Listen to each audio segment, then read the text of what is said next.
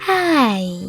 In front of me is Samsung Galaxy Xcover6 Pro, and today I would like to show you how you can locate all text correction options available on this device.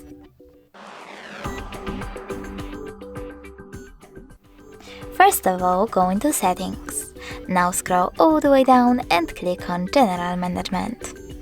Then select Samsung Keyboard Settings, and as you can see, some typing features are over here. If you wish to switch on or off one of them, click on the switcher next to the chosen one or tap on it and click on the switcher here. You can also scroll down just a bit, tap on more typing options and manage all of them as well. Thanks so much for watching. If you enjoyed this video, smash that like button, comment and subscribe. Bye!